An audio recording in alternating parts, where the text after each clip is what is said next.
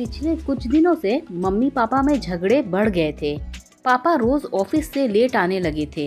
पिछले 2-3 महीने से लगातार यही हो रहा था। पहले पापा शाम को 6 बजे तक घर आ जाया करते थे, मगर अब रात के 11 बज जाया करते थे। मम्मी बार बार पूछती थी, मगर पापा लेट आने का कारण नहीं बताते थे। धीरे धीरे मम्मी को यह यकीन होने लगा था कि पापा का कहीं और चक्कर चल रहा है। इसी बात को लेकर हमारा घर कलह का अड्डा बन गया था। एक दिन मम्मी ने मुझसे कहा, जाओ आज पता लगा कर आओ, तुम्हारा बाप ऑफिस से छुट्टी होने के बाद किस कलमुही के पास जाता है। पापा एक प्राइवेट कंपनी में 20-30 हज़ार रुपये महीने की नौकरी करते थे। मैं शाम को उनके ऑफिस की छुट्टी के समय पर उनके ऑफिस के आसपास रहकर ट्राई करने लगा। सारे कर्मचारी अपने अपने घर चले गए। ऑफिस बंद हो गया, मगर पापा बाहर नहीं आए। उस दिन पापा ऑफिस गए ही नहीं थे।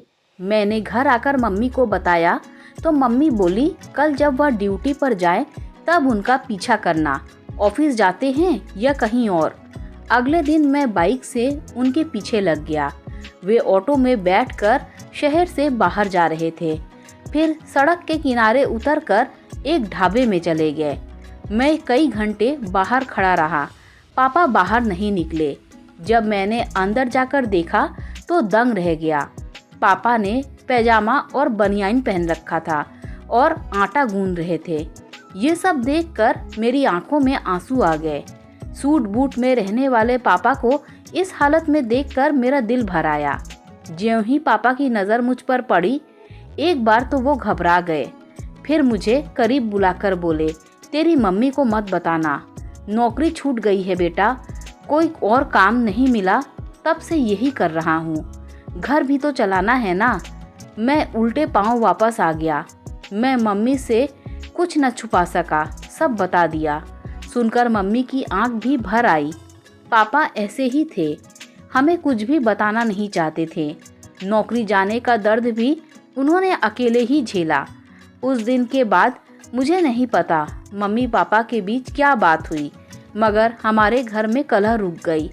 मुझ पर तो इतना प्रभाव पड़ा कि उस दिन के बाद मैं बिल्कुल बदल गया हूँ। जिंदगी के यथार्थ को देख लिया है। मैंने बाइक चलानी छोड़ दी। यार दोस्तों के पास बैठकर टाइम पास करना बंद कर दिया। अब मैं सारा वक्त पढ़ाई को देता हूँ। बाप का सहारा बनना है, उसके पसीने का मोल चुकाना है। ये पापा ऐसे ही होते हैं, सारा दर्द अकेले ही झेलते हैं, फिर भी उफ तक नहीं करते। पता नहीं ये पापा ऐसे क्यों होते हैं। दोस्तों, अगर आपको कहानी अच्छी लगी हो तो लाइक शेयर सब्सक्राइब कीजिए। Thanks for watching this video.